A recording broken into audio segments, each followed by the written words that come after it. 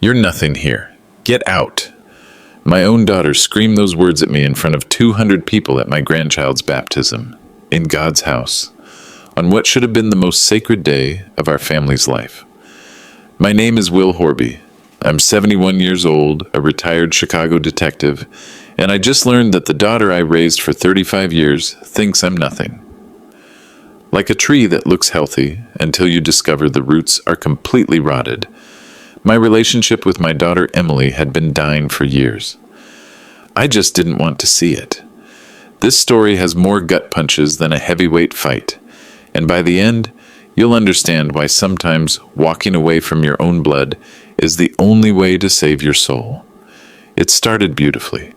Little Emma's baptism at St. Mary's Cathedral, downtown Chicago, 8 months old, wearing the same christening gown her mother Emily had worn 35 years ago. The gown my late wife Margaret had sewn by hand, stitch by stitch, with love. I'd driven 3 hours from my home in Rockford to be there.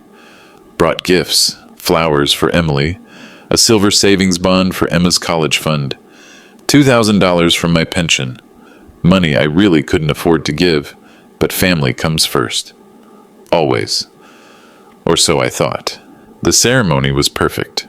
Father Martinez baptized Emma with water blessed at the Vatican. Emily and her husband Kevin looked proud, happy, complete. I sat in the front pew, the honored grandfather, thinking about Margaret and how proud she would have been. Then came the reception at the Hilton downtown. Emily had spared no expense. Ice sculptures, 3-tier cake, open bar, live jazz quartet. The works.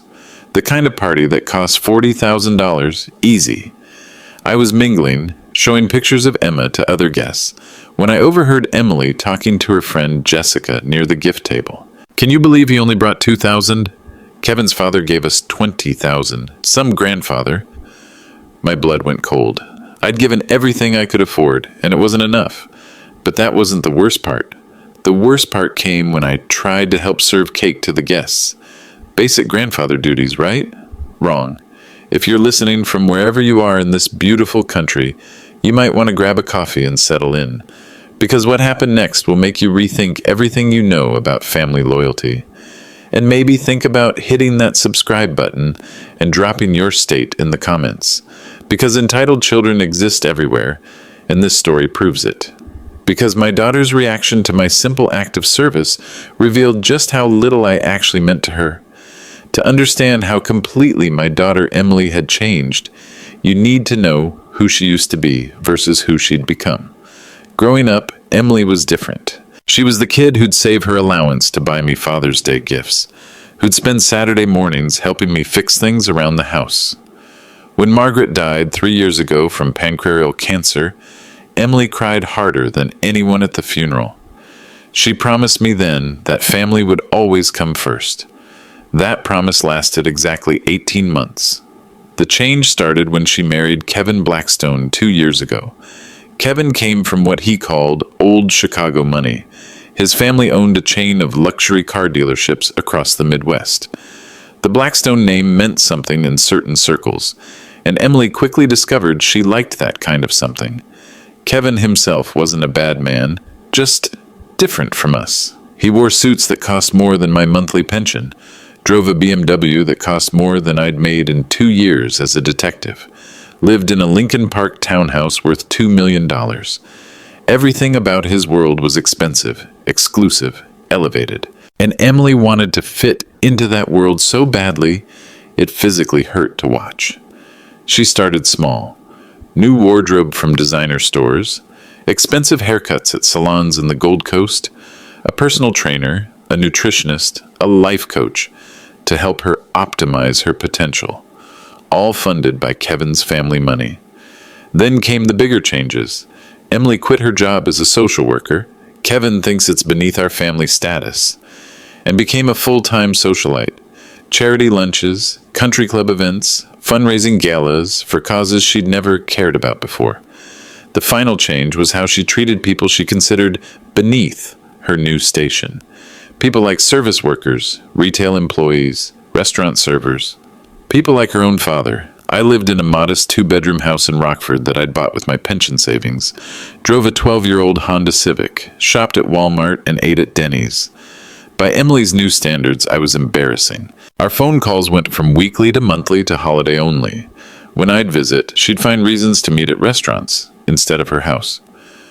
We're having the floors redone, or Kevin's having a business dinner, or the housekeeper is coming. Always an excuse, never, "Come over, Dad, we miss you." The gap between our worlds became a chasm when Emma was born. Emily hired a full-time nanny, a night nurse, and a baby photographer to document Emma's first year professionally.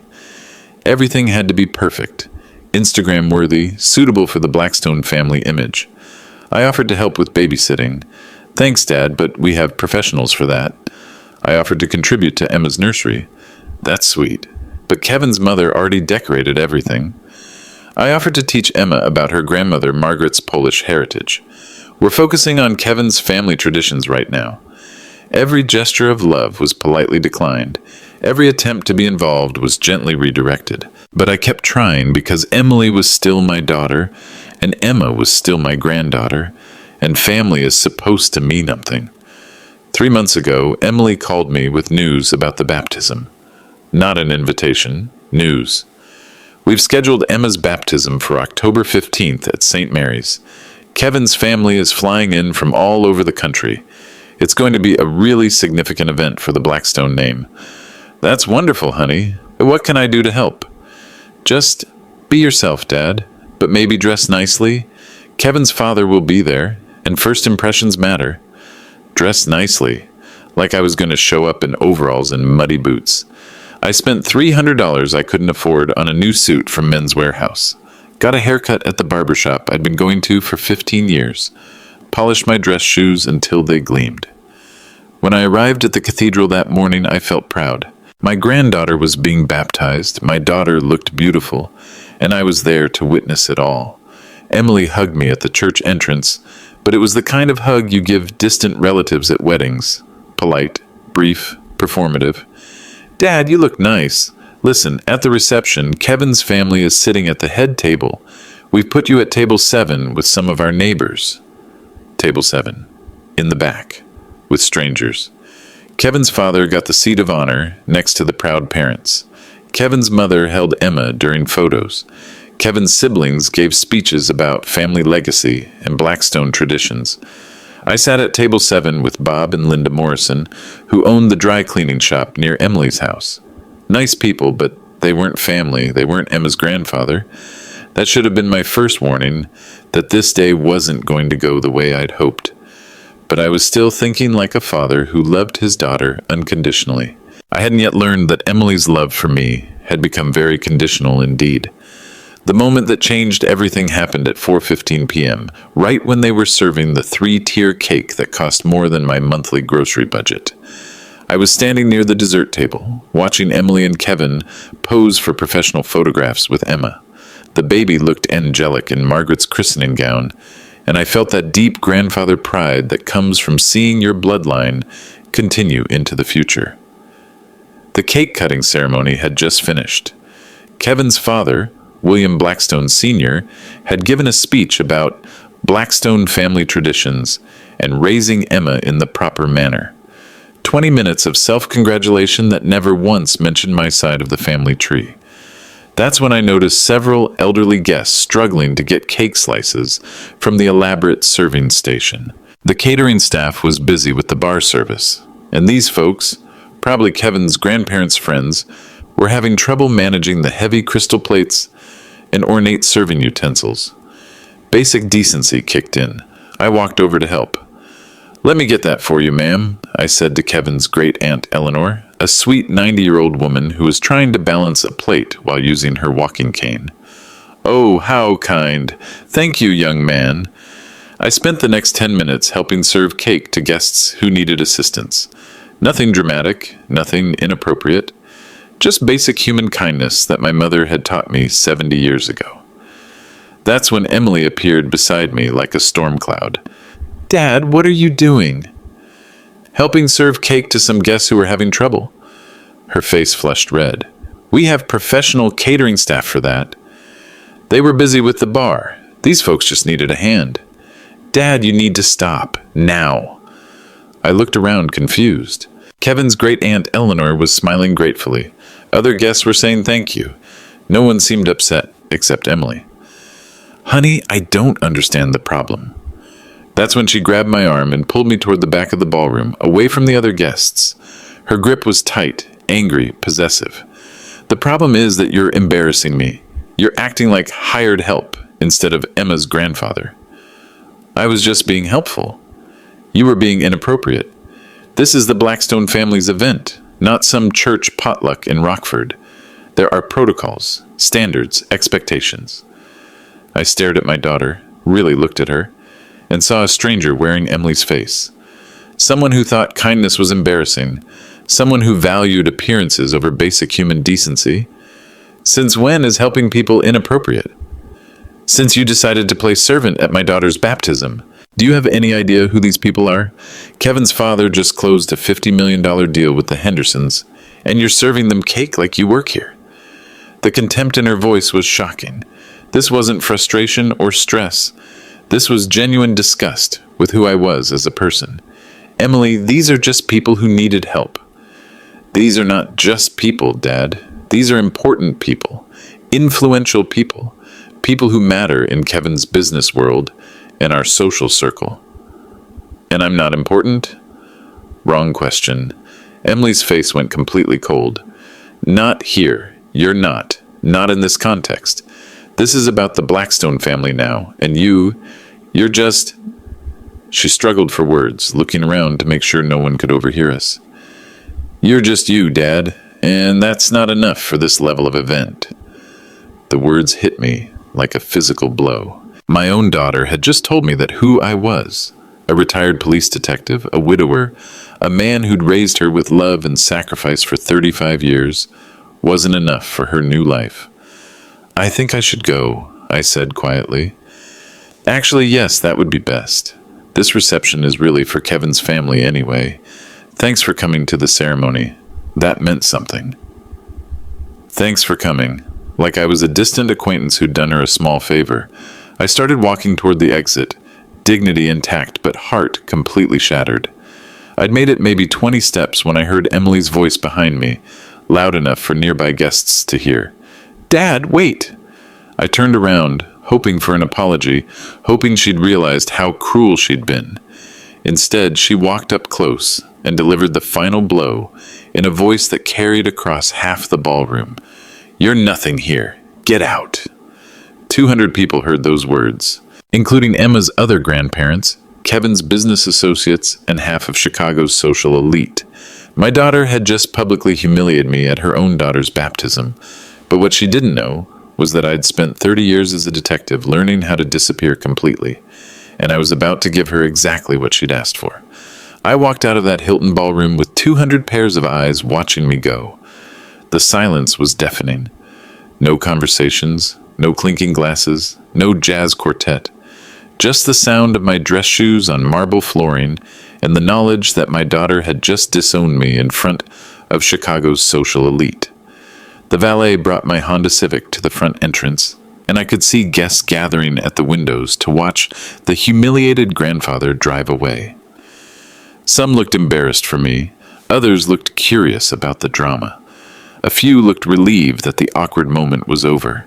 I didn't cry during the 3-hour drive back to Rockford, didn't scream or curse or pound the steering wheel. 30 years as a police detective teaches you how to compartmentalize emotion, how to function when the world falls apart around you. But by the time I pulled into my driveway at 8:30 p.m., something fundamental had crystallized in my mind. Emily had told me I was nothing in her life. She'd made that choice publicly, deliberately, permanently. So I was going to respect her decision completely. If I was nothing to her, then she would become nothing to me. Inside my house, I sat at the kitchen table where Margaret and I had made thousands of family decisions over the decades. The same table where we'd helped Emily with homework, planned her birthday parties, discussed her college applications, and celebrated her achievements. All of that was over now. I pulled out a yellow legal pad and started making lists. Practical lists. Strategic lists. The kind of methodical planning that had made me a successful detective for 3 decades. Immediate actions. Remove Emily and Kevin from all financial documents. Cancel Emily's access to my bank accounts. She'd been an authorized user since college. Remove her as beneficiary on life insurance and pension. Retrieve all family photos and heirlooms from her house. Stop all financial support immediately. Legal changes. Update will to exclude Emily completely. Revoke power of attorney authorization. Change emergency contact information. Create trust fund for Emma, not accessible to Emily. Personal boundaries. No phone calls, texts, or emails. No birthday or Christmas gifts. No holiday visits or family gatherings. No babysitting or grandfather duties. No emotional involvement whatsoever. The last item was the hardest one to write, but also the most important. Emily had made it clear that my love and involvement were unwanted, so I would stop offering both. Monday morning, I drove to First National Bank where I'd done business for 40 years. Linda Martinez, the branch manager, had helped me with everything from Margaret's estate to setting up Emma's college fund. Will, how was the baptism? I bet little Emma looked beautiful. The baptism was fine, Linda. I need to make some changes to my accounts. Unprofessional Linda heard something in my voice and shifted into business mode immediately. What kind of changes? Remove Emily Blackstone from all authorized user privileges. Change my beneficiaries. Set up a restricted trust fund for my granddaughter that cannot be accessed by her parents. Linda's eyebrows went up, but she didn't ask questions. Banking professionals understand that family dynamics can be complicated. How restricted do you want this trust? Emma can access it at age 25 for education or medical emergencies only. Neither Emily nor Kevin can touch it, influence it, or even know the exact amount until Emma reaches majority. And your other beneficiaries? Everything else goes to St. Jude Children's Hospital. Everything. My house, my pension, my life insurance, my savings. $400,000 that Emily had probably assumed would eventually help fund her lifestyle. Not anymore. Tuesday, I met with attorney Robert Fleming, who'd handled Margaret's estate and my retirement planning.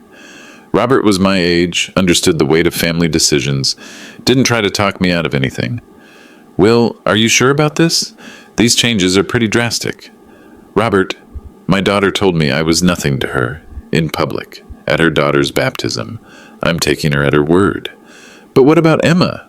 You're essentially cutting off your relationship with your granddaughter. I'm protecting Emma from growing up thinking it's acceptable to treat people the way her mother treated me. Sometimes the kindest thing you can do for a child is remove toxic influences from their environment. The paperwork took 3 hours to complete. New will, updated trust documents, power of attorney changes, medical directive modifications. By Thursday afternoon, Emily had been legally erased from my financial life. Friday morning, my phone started ringing. Emily's name appeared on the caller ID. I let it go to voicemail.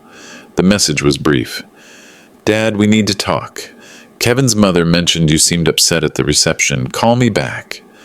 I deleted the message without listening to it a second time. Saturday, she called again. Another message. Dad, I'm starting to worry. Please call me back. Whatever's wrong, we can discuss it. Sunday. Dad, this is ridiculous. Emma misses her grandfather. Don't punish her because you're having some kind of midlife crisis. Midlife crisis at 71. Because standing up for my dignity was apparently a psychological disorder, I changed my phone number Monday morning. The old Will Horby was officially dead, and Emily was about to discover exactly what nothing actually looked like. The beauty of being a retired detective is that you know how to disappear completely from someone's life without breaking any laws. You also know how to make that disappearance so thorough that the other person starts questioning their own memory of your existence. Emily wanted me to be nothing? I'd show her what nothing actually looks like. Phase 1 was financial disconnection, which I'd already completed, but Phase 2 was emotional and social erasure, and that required more finesse. Tuesday morning, I drove to Emily's house in Lincoln Park while she and Kevin were at work. I'd kept a spare key from my days of emergency babysitting, back when my involvement was still welcome. The house was exactly as expensive as I remembered. Marble countertops, designer furniture, original artwork on the walls. Everything perfect, everything curated, everything designed to impress people who measured worth by price tags. I walked upstairs to Emma's nursery, where 3 generations of family photos lined the walls. Pictures of Margaret holding baby Emily, Emily's high school graduation, our family Christmas mornings, Emily and Kevin's wedding, where I'd walked her down the aisle with tears in my eyes. I took every single photo that included me. Not theft. These were my memories, captured on my camera, printed with my money. I had more right to them than anyone. In Emily's bedroom, I retrieved Margaret's jewelry box, the one she'd given to Emily on her wedding day, with the understanding that it would stay in the family. Margaret's engagement ring, her grandmother's pearl necklace, the silver locket that had belonged to my mother. Family heirlooms don't belong to people who reject the family. Downstairs in Kevin's home office, I found something interesting. A framed photo from Emma's baptism showing the whole extended family gathered around the baby. I was in the background, smiling proudly, completely unaware that I'd be humiliated and ejected 20 minutes later. I took that photo too, not out of sentimentality, but as evidence of what Emily had chosen to destroy. By noon, I'd removed every trace of my existence from their house, except for the christening gown Emma had worn. That could stay. It was made for the baby, not for her ungrateful mother. Phase 3 involved strategic communication with people who mattered in Emily's social world. I started with Father Martinez at St. Mary's Cathedral, who'd performed Emma's baptism and known our family for years. Father, I wanted to let you know that I won't be attending any future family events at the church. Emily and I have had a fundamental disagreement about values, and I think it's best if I step away. Will, I'm sorry to hear that. Family disputes can be very painful. Thank you, Father. I'd also like to make a donation to the church's charity fund in Margaret's memory. $5,000. $5,000 that would have gone to Emma's college fund if Emily hadn't decided I was nothing. Father Martinez was gracious, understanding, and discreet. Exactly the response I'd expected from a man who'd seen every kind of family drama in 30 years of ministry. Next, I called Kevin's great-aunt Eleanor, the 90-year-old woman I'd helped at the reception. Mrs. Blackstone, this is Will Horby, Emily's father. I wanted to thank you for your kindness at Emma's baptism. Oh my, you were so helpful with the cake service. Such a gentleman. That's very kind of you to say. I'm calling because I won't be attending future family gatherings, and I wanted to make sure you knew it had nothing to do with you or the Blackstone family. You've all been wonderful. Oh my. Is everything all right? Just some family differences that can't be resolved. But I wanted you to know that helping you that day was a privilege, not an embarrassment.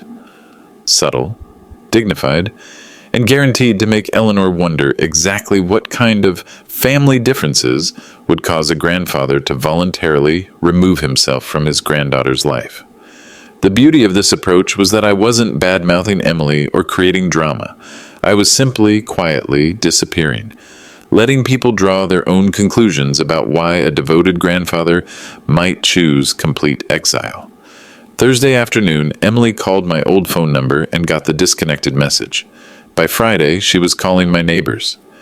Mrs. Peterson next door knocked on my door around dinner time. Will, your daughter called looking for you. She seemed worried. What did you tell her? That I hadn't seen you in a few days, but your car was here, so you must be around somewhere.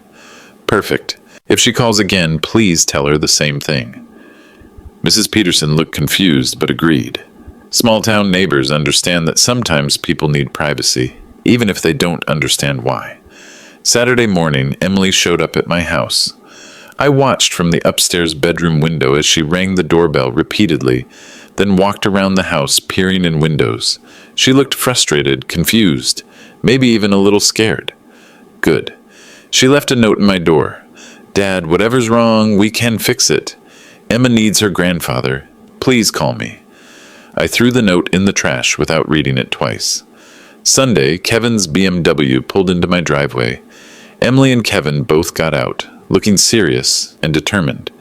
They rang the doorbell for 10 minutes, knocked on windows, even tried the back door. I sat in my recliner, reading a book about Civil War history, completely unbothered by their presence.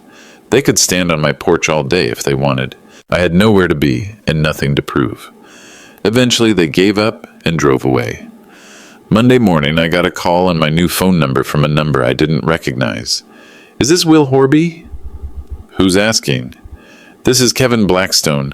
Look, I don't know what happened at the baptism, but Emily's been crying for a week. Whatever she did, I'm sure we can work it out. Interesting. Kevin thought Emily had done something wrong. That meant he'd witnessed her behavior and found it problematic. Kevin, I appreciate the call, but there's nothing to work out. Emily made her feelings very clear. She's worried about you. We both are. That's touching, but unnecessary. I'm exactly where Emily wanted me to be. What does that mean? It means I'm nothing to her, so she's nothing to me, just like she requested.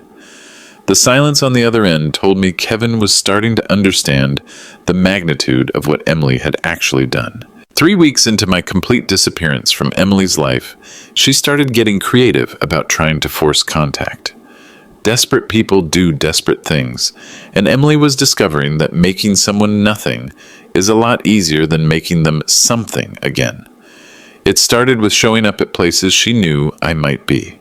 The grocery store where I'd shopped for 15 years, my bank branch, the Veterans Administration office where I got my medical care, even the cemetery where Margaret was buried. Mrs. Henderson, the florist who maintained Margaret's gravesite, called me on Tuesday. Will, your daughter was here asking about you. She seemed quite upset. What did you tell her? That you come every Sunday after church, just like always. Was that wrong? No, Mrs. Henderson, that was fine. But if she comes back, please don't tell her what time I usually visit. Of course, dear. Is everything all right? Family disagreement. Nothing for you to worry about. Sunday morning, I arrived at Margaret's grave at 6 a.m. instead of my usual 10 a.m. schedule. Sure enough, Emily's car was parked near the cemetery entrance at 9:30 when I left. She'd been waiting to ambush me with emotion and manipulation. Not happening.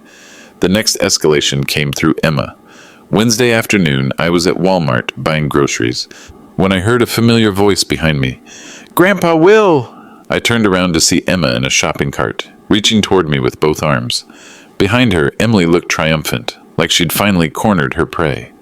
Emma, honey, Emily said in a voice loud enough for other shoppers to hear. Tell Grandpa how much you miss him. Emma was 8 months old. She couldn't tell me anything except Baba and Mama. But Emily was using her own daughter as a manipulation weapon, hoping to break my resolve through grandparental guilt. I looked at Emma. Beautiful. Innocent. Completely unaware that she was being used as ammunition in an adult war. Then I looked at Emily, who was watching my face carefully for signs of weakness. Excuse me, I said politely, and walked away. Emily followed me down the cereal aisle. Dad, this is ridiculous. Emma needs her grandfather. I kept walking. Dad, I'm talking to you. I reached the checkout lane, paid for my groceries, and left the store without acknowledging her existence. In the parking lot, I could hear Emma crying, but that was Emily's problem now. She'd created this situation by rejecting me publicly and humiliatingly. The crying child was a consequence of her mother's choices, not my responsibility. Thursday brought a new strategy, involving Kevin's family. Mrs. Blackstone Sr. called my new phone number. Somehow Emily had tracked it down. Will, this is Margaret Blackstone, Kevin's mother. I hope you don't mind me calling. Not at all, Mrs. Blackstone. How can I help you? Well, Emily is quite concerned about you. She says you've been unreachable since the baptism, and she's worried something might be wrong with your health. Clever. Frame my absence as a medical issue rather than a deliberate choice. My health is fine, thank you for asking. She also mentioned that you might be upset about something that happened at the reception. I hope you know that the Blackstone family considers you part of our extended family now.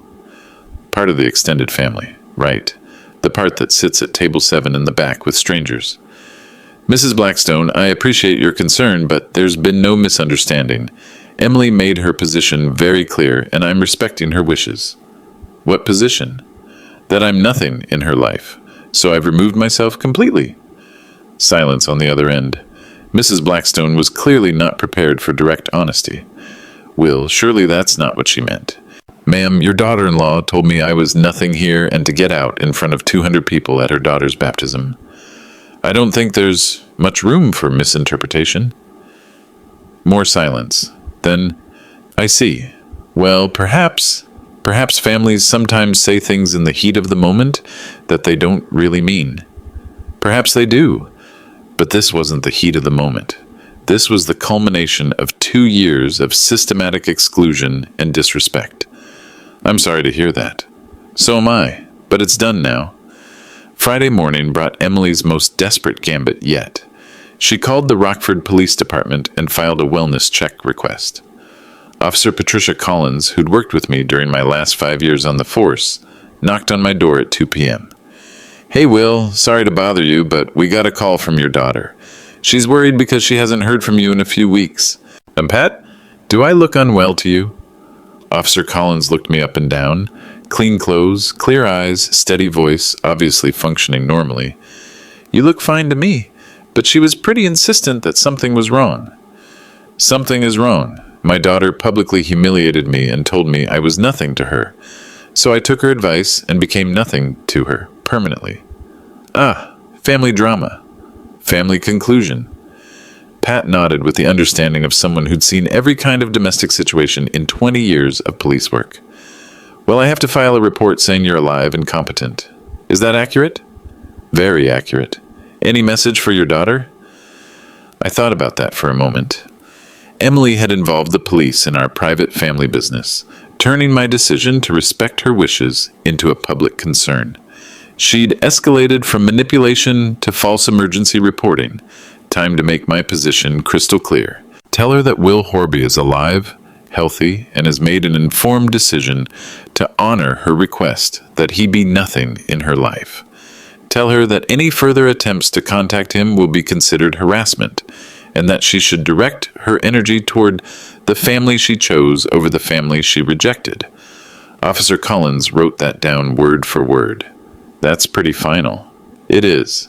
And you're sure about this? Because grandkids can be pretty special. Pat, my granddaughter will grow up thinking it's normal to treat people with cruelty and disrespect if I let Emily use her as a manipulation tool. Sometimes the most loving thing you can do for a child is remove toxic influences from their environment. Can't argue with that logic. After Officer Collins left, I sat in my recliner and realized something important. Emily's escalating desperation meant my strategy was working perfectly. She was learning exactly what nothing felt like. 6 weeks after Emily told me I was nothing at Emma's baptism, she played her nuclear option. The phone call that would either break my resolve completely or prove that I'd made the right decision to cut her out of my life permanently. It was Thursday evening, 8:45 p.m. I was reading in my recliner, enjoying the peace that comes from knowing exactly where you stand with people. No uncertainty, no false hope, no emotional manipulation, just the clear, clean simplicity of boundaries that couldn't be violated because they no longer existed. My new phone number rang. Unknown local number. Hello? Sobbing. Immediately, hysterically sobbing. Dad, please, you have to help me. Emily. Somehow she'd gotten my new number, and she was crying so hard I could barely understand her words. Dad, please, I'm begging you. Emma's in the hospital. Ice water hit my veins. Whatever else had happened between us, Emma was innocent. An 8-month-old baby didn't deserve to suffer because adults couldn't behave like adults. What happened? She has pneumonia, bad pneumonia. They have her on oxygen and IV antibiotics, and they're talking about putting her on a ventilator if she doesn't improve. My grandfather instincts screamed at me to drop everything and race to the hospital. Every cell in my body wanted to be there, holding vigil, supporting my granddaughter through a medical crisis. But 30 years as a detective had also taught me to listen carefully to what people say and how they say it. What hospital? Northwestern. Pediatric ICU. Dad, she's been asking for you. She keeps saying, Papa will, and looking around for you. Emma was 8 months old. She didn't speak in sentences, She barely said mama and dada. The idea that she was asking for me by name was manipulative fiction. Emily, how did you get this number? Does that matter? Dad, your granddaughter might be dying and you're worried about phone numbers? Might be dying, not is critically ill or needs surgery, or any of the specific medical language you'd use if you were actually at a hospital, receiving real information from real doctors. What's her room number? Hold on, let me check. Room 237 in the pediatric ICU. Too quick with the answer, like she'd prepared it in advance.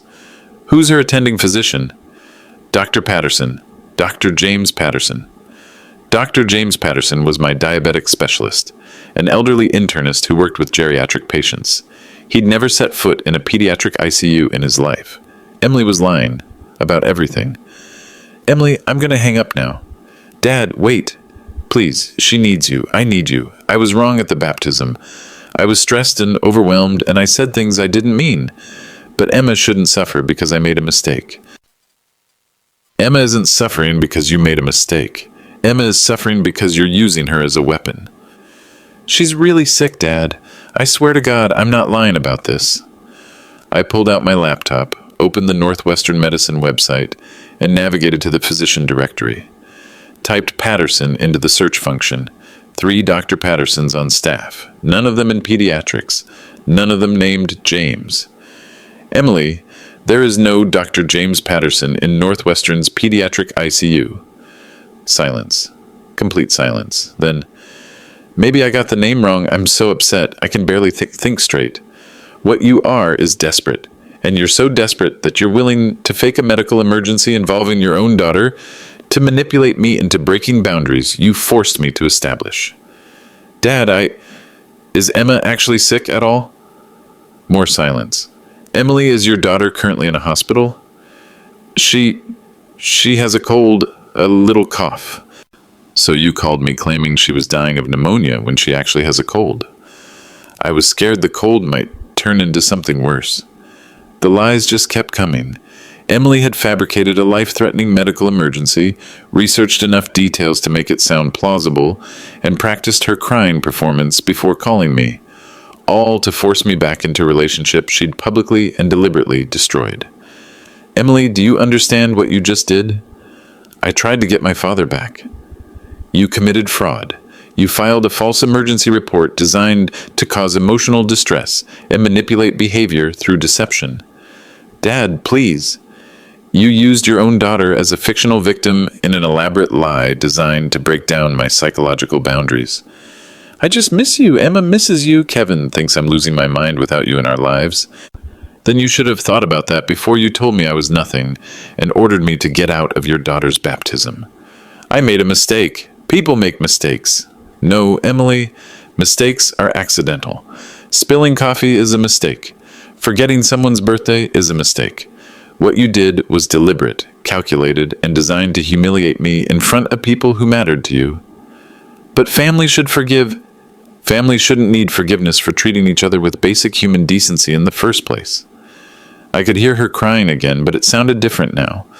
Not the manipulative sobbing from the beginning of the call, but the real anguish of someone who'd finally understood the consequences of their actions. Dad, what can I do? How can I fix this? You can't. There has to be something, some way to make it right. Emily, you told me I was nothing in your life, in front of 200 people, at your daughter's baptism. You chose your social status over your father's dignity, and you did it deliberately, publicly, and permanently. But I was wrong. Yes, you were.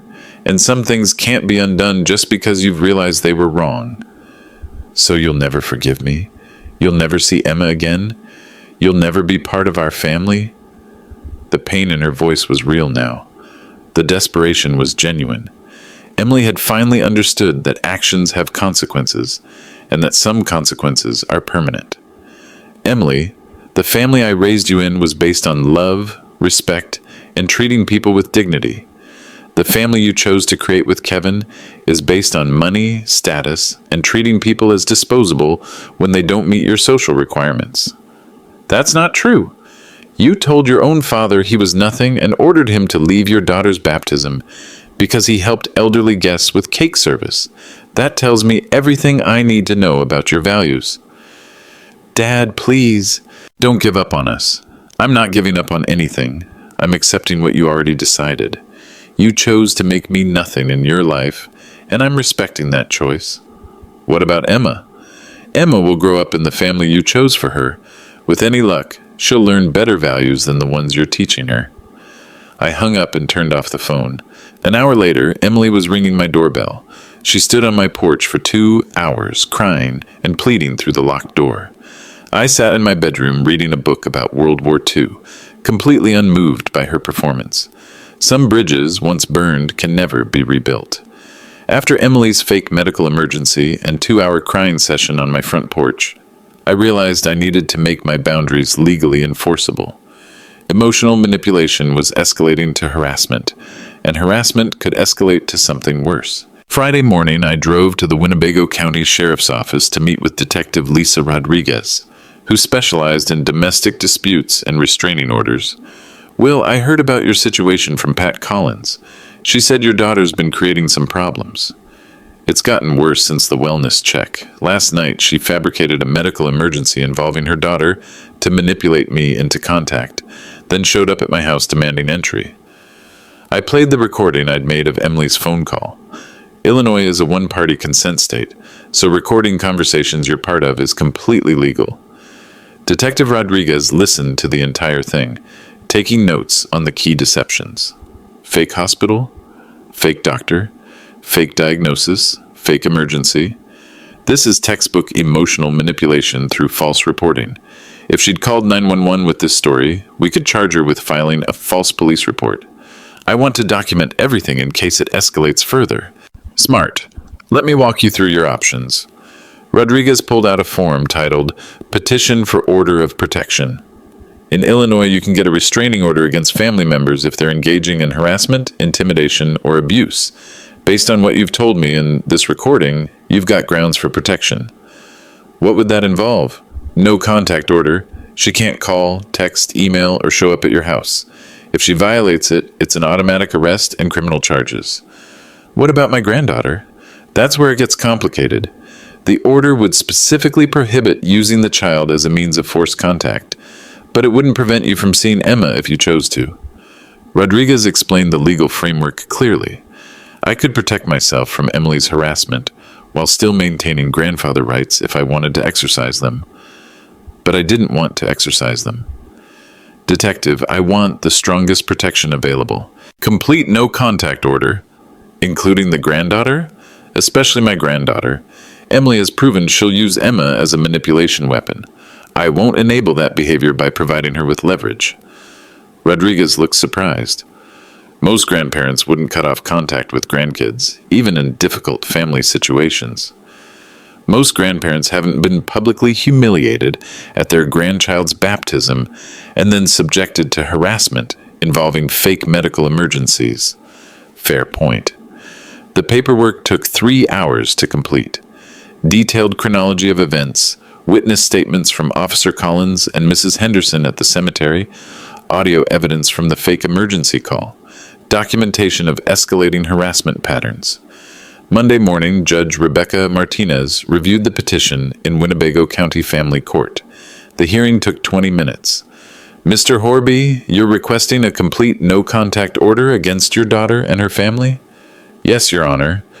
This is unusual for a grandparent to voluntarily cut off access to a grandchild. Your Honor, my daughter has demonstrated a pattern of using her daughter as a weapon to manipulate and harass me. Continued contact would enable this abusive behavior. Judge Martinez reviewed the evidence, listened to the recording of Emily's fake medical emergency, and read Officer Collins' report about the wellness check manipulation. The court finds evidence of harassment, emotional manipulation, and escalating intrusive behavior. Petition granted. Complete no-contact order issued for a period of 2 years. Renewable upon request. Case number 2024 OP 1847. Emily Blackstone and Kevin Blackstone were legally prohibited from contacting me through any means, directly or indirectly, including through third parties. Violation would result in immediate arrest and up to 1 year in jail. Tuesday afternoon, the Winnebago County Sheriff's Department served the restraining order at Emily's Lincoln Park address. According to the service report, she was visibly shocked and became hysterical upon being informed of the legal restrictions. Kevin, on the other hand, was cooperative and indicated understanding of the court order requirements. Wednesday, Kevin called the sheriff's office to confirm what the order meant for Emma's relationship with me. "Officer, my wife's father has gotten a restraining order against our family. Does this mean he can never see his granddaughter again?" "Sir, the order prohibits you and your wife from contacting Mr. Horby. It doesn't prohibit him from contacting you. If he wanted visitation with his granddaughter, he could request it through the court." "And if he doesn't request it? Then there's no contact." "Ever?" "Not unless he initiates it." Kevin understood the implications immediately. I held all the power now. Emily had gambled with emotional manipulation and lost completely. If I wanted to see Emma, I could petition the court for supervised visitation.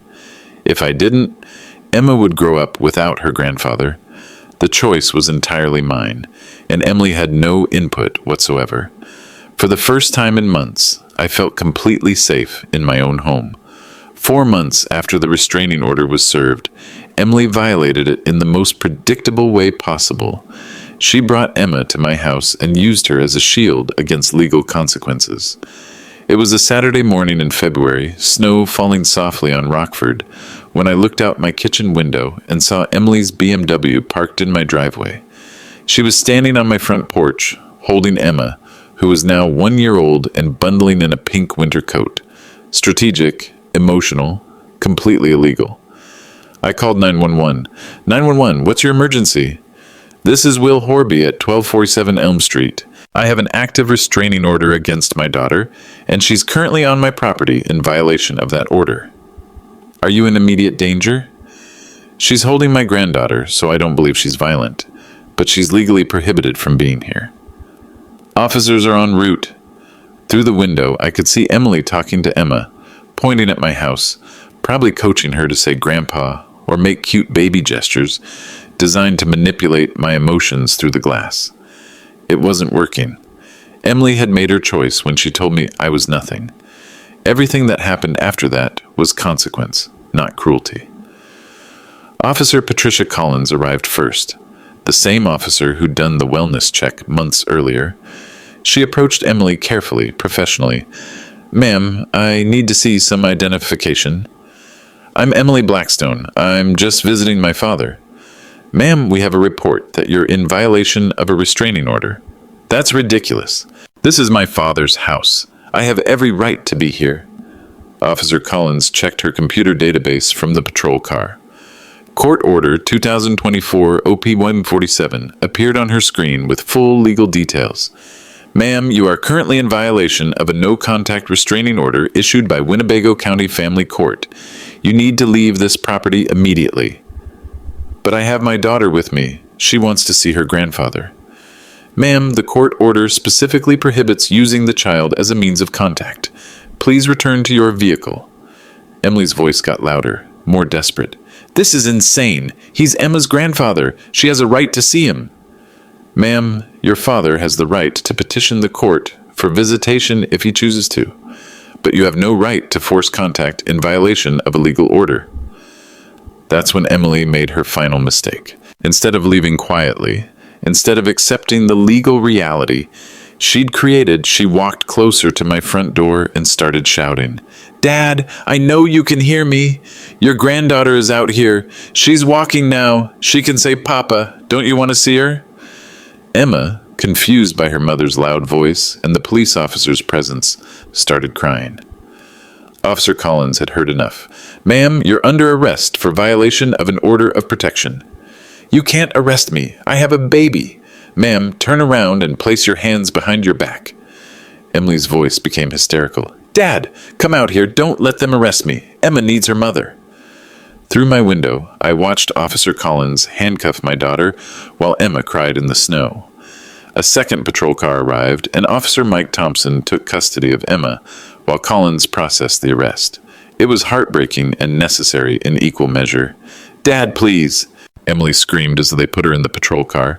"I'm sorry, I was wrong. Please don't let them take me to jail." Officer Collins knocked on my front door. I opened it but didn't step outside. "Will, we've arrested your daughter for order of protection violation. The baby is safe, but we need to contact Child Protective Services for temporary custody until her father can pick her up." "Kevin's in Chicago?" "According to your daughter, he's at work and doesn't know she drove up here." "What happens now?" "She'll be processed, arraigned Monday morning, and probably released on bond with additional restrictions. But this violation goes on her permanent record."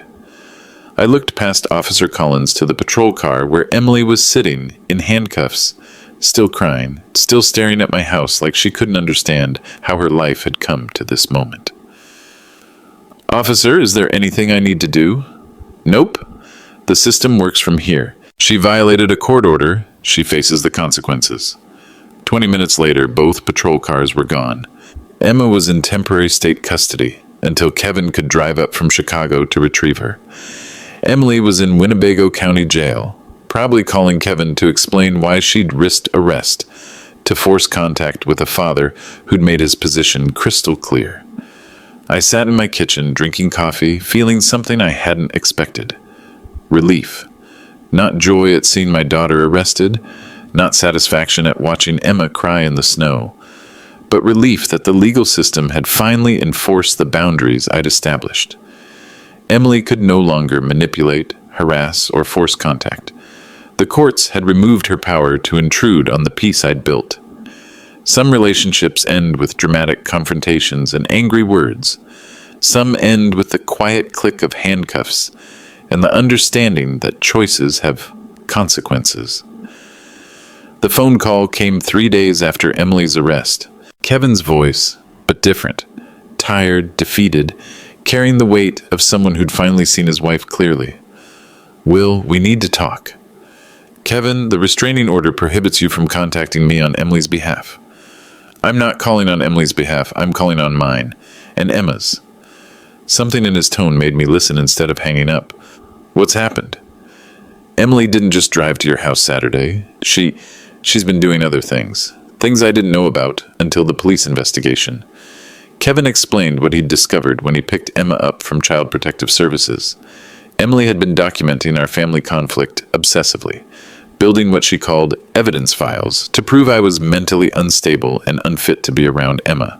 "She hired a private investigator to follow you, Will. Photographs, surveillance reports, documentation of your daily routines. She was building a case to have you declared incompetent." Incompetent. The ultimate irony. Emily was trying to prove I was mentally unfit to be around my granddaughter, while she was simultaneously faking medical emergencies and violating restraining orders. "She also contacted a lawyer about grandparent rights," Kevin continued. "She wanted to force you into supervised visitation so she could control when and how you saw Emma." "Kevin, why are you telling me this?" "Because I found something else. Something that changes everything." Kevin's voice got quiet, ashamed. "Emily recorded the conversation at the baptism. The whole confrontation where she told you to get out. She recorded it on her phone." My blood went cold. Emily had documented her own cruelty, preserved the moment she'd destroyed our relationship. Why would she record that? She told her lawyer it was evidence of you being difficult and disruptive at family events. She was planning to use it to show that you were the problem, not her. And, Will, I listened to that recording. The whole thing, every word. Kevin's voice broke slightly. You didn't do anything wrong. You were helping elderly guests with cake service, and she was vicious, cruel. I had no idea how badly she treated you. For 4 months, Kevin had been getting Emily's version of events. The story where I was an unreasonable old man who'd abandoned his family over a minor disagreement, where Emily was the victim trying to reconnect with a difficult father. She lied to me about everything, Kevin said, about what happened at the baptism, about your responses to her attempts to reconcile, about why you got the restraining order. Kevin, I appreciate you calling, but this doesn't change anything. I know, but I need you to understand something. Emma asks about you constantly. Where Papa Will? She's been walking for 2 months now, and every time she sees an elderly man with gray hair, she points and says, "Papa." The manipulation was subtle but unmistakable. Kevin was using Emma's innocent affection to try to guilt me into reconciliation, just like Emily had tried. Kevin, Emma is 1 year old. Her attachment to me will fade naturally if it's not reinforced. Children adapt. But do you want it to fade? The question I'd been avoiding for 4 months. Did I want my granddaughter to forget me? Did I want to miss her first words, first steps, first day of school, graduation, wedding?